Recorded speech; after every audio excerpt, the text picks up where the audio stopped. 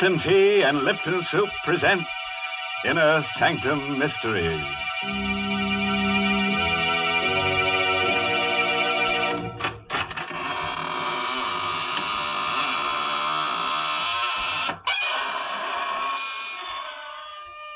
Welcome to the shadowy borderland of the squeaking door, all you hardy adventurers. Into the land of the grisly, ghastly, gruesome, horrid, shocking, and monstrous. I mean, Inner Sanctum. Of course, I assume that we're all old friends here, but if by any chance there's a stranger among us, perhaps I should state the purpose for which we are here assembled. Our object is to make your spine tingle and your hair stand on end. That's right. When we're through, you'll discover that a fiend in need is a fiend indeed. Heavens, you stop talking so scary, or folks will tune us off their radios. Oh, Mary, I'm just trying to scare them into the chill, so they'll have to drink Lipton tea. Well, that isn't necessary at all. For a great many years, people have been enjoying Lipton tea without any persuasion from you. That famous Lipton flavor has won the praise of tea experts all over the world. And you know, folks, these experts describe the Lipton flavor by saying that it's brisk. B-R-I-S-K. Now, brisk means that Lipton tea always tastes fresh and full-bodied. Yes, tangy and vigorous. Never flat or wishy-washy. That's why I always say you don't know how good tea can be till you know how good Lipton's is. And now, friends, let's go from tea to terror. Yes, the title of tonight's story is Terror by Night. It's an original radio play by Emil Tepperman. Tell me, have you ever been alone with fear? Alone in the night and frightened?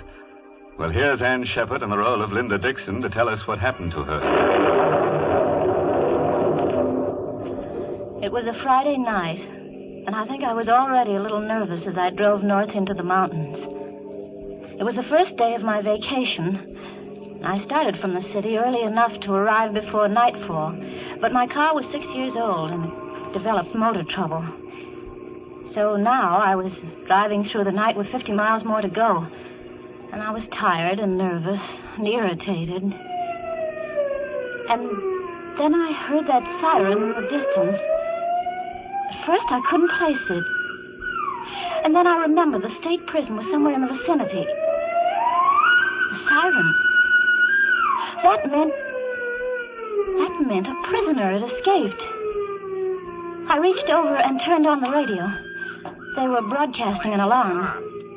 I repeat, motorists are warned to be on the lookout for Lee Hartley, who escaped from the death cell at State Prison at 9:15 p.m. He is 5'10", dark-haired, regular features, no distinguishing marks.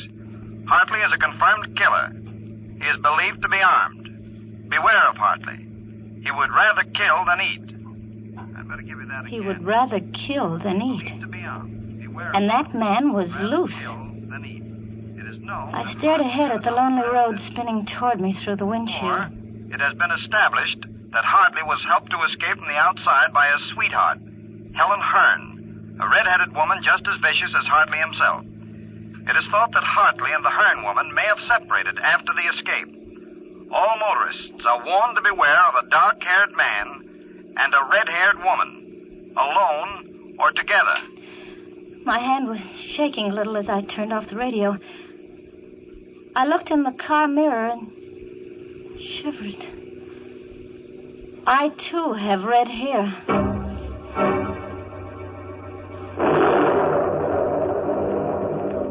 There was a storm coming up, and I was driving into it. And the night was black, and I felt small and lonely and frightened in the car. Then I saw them in the mirror, the headlights sweeping up behind me. A car. It had come out of nowhere. It was pulling alongside, cutting me off. I cowered behind the wheel and watched the door of that other car open. A man stepped out. Oh, I breathed a sigh of relief. It was a state trooper. Driving all alone, miss? Oh, yes, officer. Sorry if I scared you. We're stopping all cars. Where are you heading for, miss? Oh, I'm going up to Seven Lakes Hotel. That's near Carstairs. You see, I started out late from the city, and I'm having motor trouble. Yeah, sure. Can I see your driver's license, please? Yes, my driver's license, of course. Here, I've got it somewhere in my purse.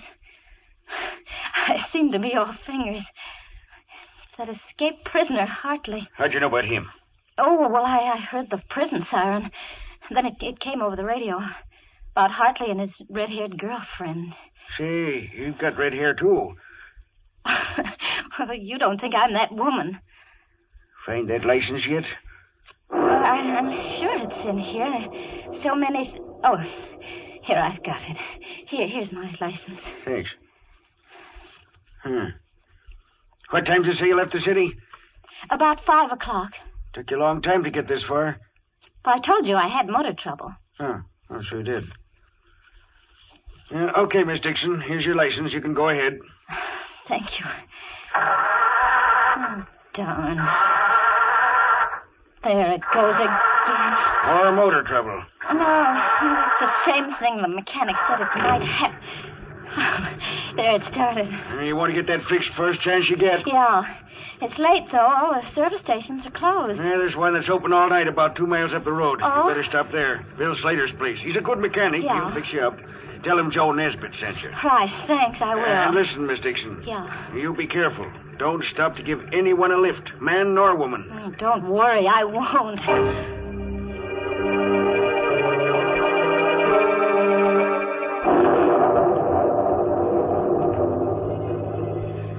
The night closed in on me again, but I didn't feel quite so nervous, knowing that the trooper was somewhere behind me on the road, and Bill Slater's service station ahead. In a few minutes, I saw the lights on the service station. I swung into the open space in front of the pumps. I stopped. There was a rumbling of thunder in the west. The storm was moving up fast. There was another car, a coupe, parked at the pump. But there wasn't anybody in it. And I didn't see any attendant around either. I pressed the horn button. No one answered. No one came out of the office. Still no response. Everything seemed so quiet and suddenly ominous. I found myself shivering. I had a curious feeling that someone was watching me. I've got to get away from here fast. It started to work again. It won't start. It won't start.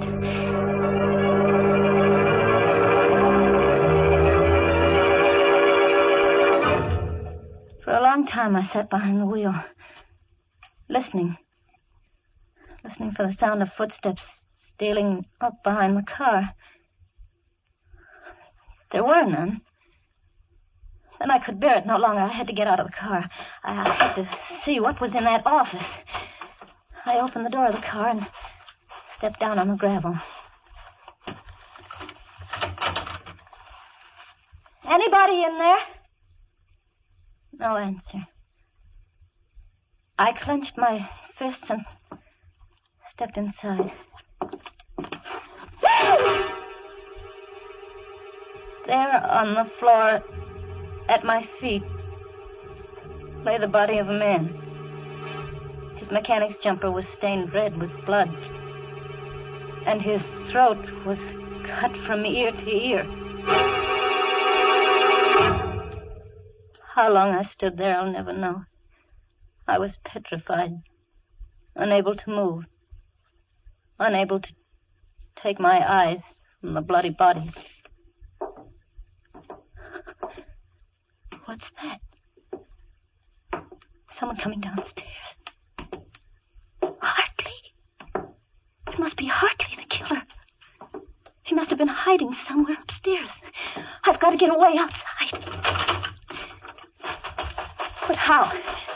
My car won't run. That other car, the coupe, I could jump into that. Yes. If I could reach that coupe before he comes down. Anything wrong, sister? Too late. Anything I can do for you, sister? Yes, it's my car. It won't start. I thought someone here might help me. Sorry. There doesn't seem to be anybody around. That's my coupe over there. I stopped for gas and no one came out, so I went in and looked around. Did you find anyone? There isn't a living soul in there. Oh. You look kind of tired. Oh, no, I'm all right. My name is Taylor. Oh? John Taylor. I'm Linda Dixon. Linda Dixon, huh? Glad to know you. Traveling far tonight? Well, I'm going to Carstairs. Seven Lakes Hotel. They're expecting me. Now, what do you know about that? What? Carstairs is the town I'm heading for, too. Isn't that a coincidence? Yes, I'm sure it is. Your car won't run, huh? Tell you what, we'll put your baggage in my car and I'll give you a lift to Carstairs. You can send for your car in the morning. Oh, no. I'll have your bag switched in a jiffy. Please, no, I would rather not. We are all switched. Now, come on. Get in here.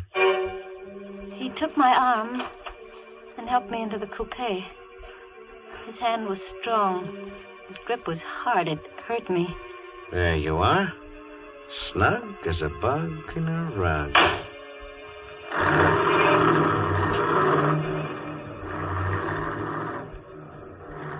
We drove away into the night, leaving behind us the dead man in the service station.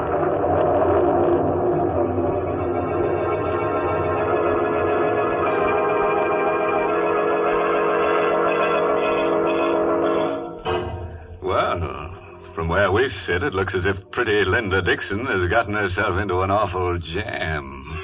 And believe me, she's shaking like jelly. My goodness, that poor girl. And just think, this is supposed to be her vacation. Why, Mary, she's in the country now, isn't she? In fact, it looks to me like she's going back to the soil. Horizontally. Oh, dear. Why do you always look on the dark side of things? Seems to me you're always pessimistic. Of course, lots of folks feel that way at times, like when they've been working too hard and they're tired. But, you know, I think there's nothing better for that let-down feeling than a good hot cup of Lipton's, the tea with the brisk flavor. That brisk flavor really perks you up.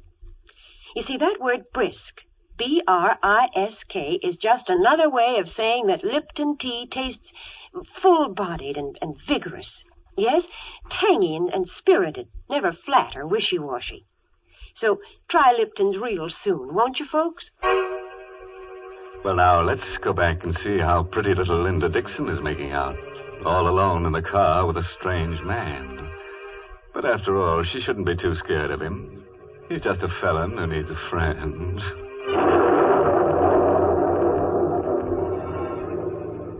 The storm broke a few minutes after we left that service station. We drove through sheets of rain. I sat stiff and tense beside the man who called himself John Taylor. He had both hands on the wheel, and he stared out through the windshield. My eyes focused on something on his right hand. It was a stain, a small stain, but it was wet and red. I couldn't take my eyes off it. What are you looking at? What? Oh, nothing. Nothing at all. Think I'll turn on the radio. Did you know there's been a jailbreak? Hartley is 5'10", very dark hair. Don't be fooled by his pleasant manner. He is a killer by instinct.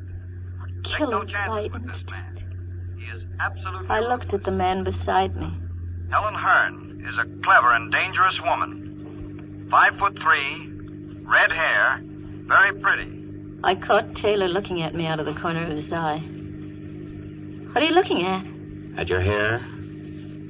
It's red. There was a streak of lightning, and looking out of the rain-swept window, I glimpsed a signpost. The lightning illuminated the sign, and my heart skipped a beat at what I saw.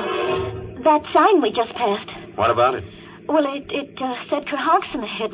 We're going the wrong way. We should be on the Carstairs Road, not on the Kerhonkson Road. That's funny.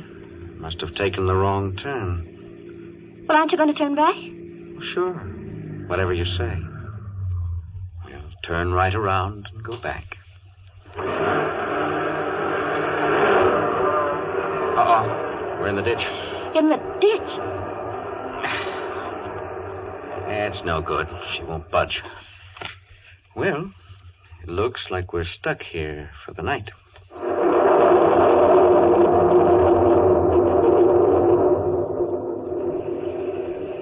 You look scared. Oh, no. I think I'd better get out and walk. Perhaps there's a house nearby. Walk in this weather? Oh, I don't mind the weather, really. I don't. You can't walk in this storm? Well, nevertheless, I'm going to try. Not on your life. What do you mean? You're staying right here till I get the car out of the ditch. You get pneumonia walking in this storm. But I'm Let's see. Where's that flashlight? Ah, here we are. Got some tools in the trunk compartment. You stay put. Stay right where you are. I heard him open the trunk in the back. I listened for further sounds, but there was nothing. I didn't hear him moving there. I didn't hear any tools. I had to find out what he was doing. Slowly, carefully, I got my door open. I stepped out into the rain and sneaked back toward the rear. I saw him there, not moving, in front of the open trunk compartment, bending over with a flashlight in his hand. The ray of light was focused on something curled up inside. It wasn't baggage or tools. It was a woman's body.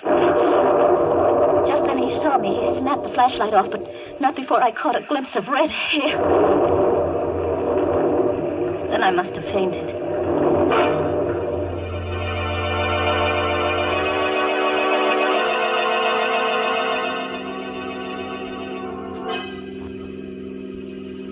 When I came to, I found myself seated inside the car again. My face and hair were wet. My clothes were dripping. John Taylor was driving. His face, as he stared ahead through the night, was dark and bleak. The storm was over. Night was quiet. Oh, so you're awake again? I don't feel well. Is it because of what's in the trunk compartment? She's dead. I told you not to get out of the car. What are you going to do with me? What do you think? Please. Sorry, sister. Got to take your medicine. Oh, no. Better not make any trouble. I'll try to make it as easy for you as I can. They say that when a person loses all hope, subconsciously he seeks refuge in sleep. That's what must have happened to me. I must have dozed, or perhaps I fainted, I don't know. But I awoke with a start at the sound of brakes. I sat up straight and saw that we stopped in front of a small fieldstone house. Why are we stopping here? I'm out of gas. Oh. Come on. We're going in. Sign on the door said Roger Bryce, MD. A doctor's house. I began to feel a spark of hope. There might be a chance. I'll do the talking. Is that clear? Yes. Where's the bell? Oh. Must be awake. There's a light in the parlor. How do you do? Good evening. Dr. Bryce? Yes. Can I help you? I'm terribly sorry to disturb you, Doctor, but my sister and I were heading for Carstairs, and we seem to have gotten lost. And we're out of gas. His sister. He was passing us off as brother and sister. Now I knew why he hadn't cut my throat as he had that service station man's. He was carrying me for protection. I was his passport through the police cordon. His sister. I'm afraid I can't be of much help to you. I'm 7 miles from the nearest town, and I haven't any spare gasoline. But come in, won't you? Why, yes, thank you. We will. I wonder if I could offer you my hospitality for the night. Oh, that would be imposing. Not at all. I have 2 rooms that aren't being used. Really? Oh, come. I insist. I'd hoped for a chance to talk to Dr. Bryce alone. Just a word to warn him. But Taylor never left us alone for a minute. He insisted on coming into my room. To make sure, he said, that it was comfortable enough for me. Then he took the doctor by the arm and went out with him. Good night, sis. And sweet dreams. I was alone. Free of the presence of John Taylor. I had another lease on life. I waited, my heart pounding. Give them both a chance to retire. Then I slipped off my shoes, and in my stocking feet, I stole across the room and inched my door open. Slowly, carefully, I stepped out into the corridor and turned right toward the doctor's room. What's the matter, sister? You weren't thinking of going anywhere, were you? I wanted a drink of water. A drink of water, huh? In case you didn't know it, there's a water pitcher on your dresser. Oh, I didn't see it. Good night, sister. I turned around and went back into my room. It was no use. If I attempted to warn Dr. Bryce, Taylor would probably kill us both. I turned out the light in my room. I knew he was watching my transom. Then I lay down on the bed. How long I lay there, I don't know. Perhaps I slept, perhaps not. But I heard that slight creak as my door began to inch open. The blood chilled in my veins. Slowly the door came open. I lay fascinated, unable to move. Vaguely I saw the outline of the hand and the knife it held. I wanted to scream, but I couldn't. Slowly he came toward the bed. Now he stands over me. He raises the knife. I screamed and rolled over on the bed just as the knife slashed down. I rolled off the bed and cowered in a corner. That horrible figure came around the bed after me with a knife, afraid. Help! Dr. Bryce, help me! I lay cowered there in the corner. They fought all over the room in the dark.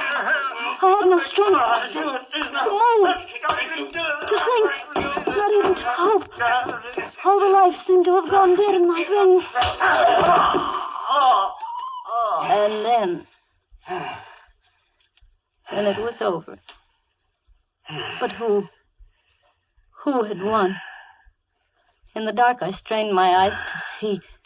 There was a vague shape on the floor, and another weaving around the room. Who?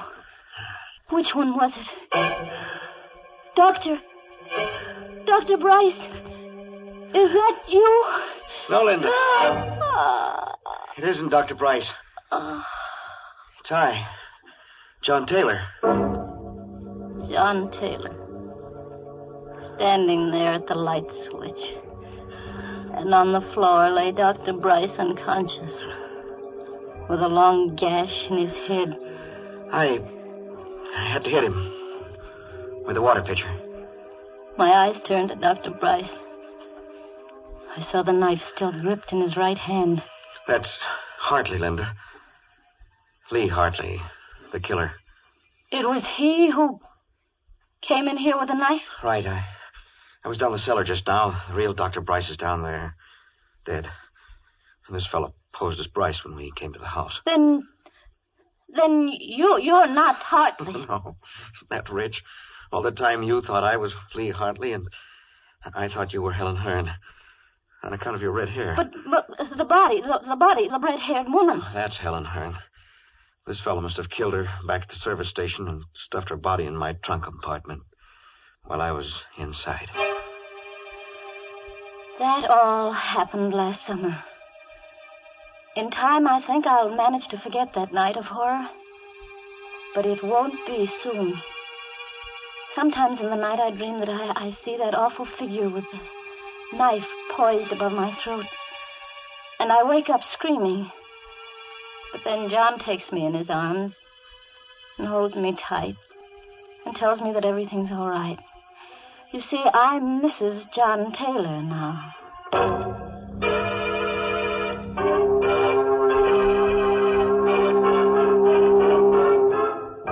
Well, what do you know? A happy ending.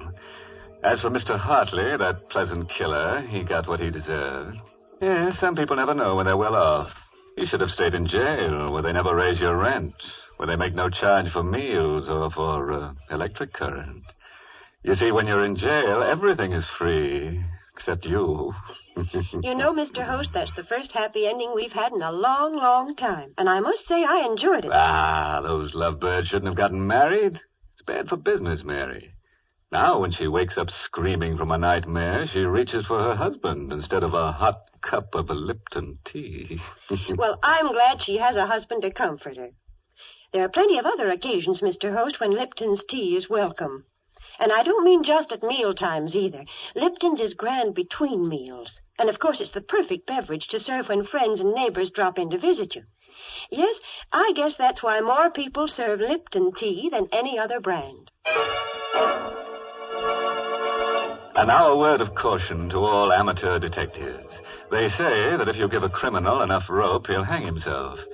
But if you give some criminals enough rope, they might tie you up. Oh, by the way, this month's Inner Sanctum mystery novel is Puzzle for Wantons by Patrick Quentin.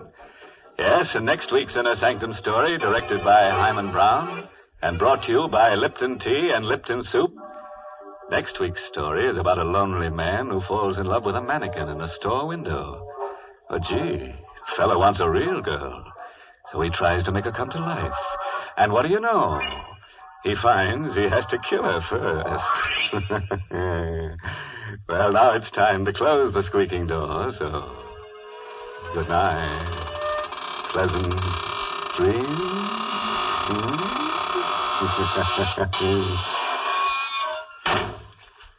Folks, these busy days, we all want to save time when we prepare meals, and yet we don't want to sacrifice that good homemade taste.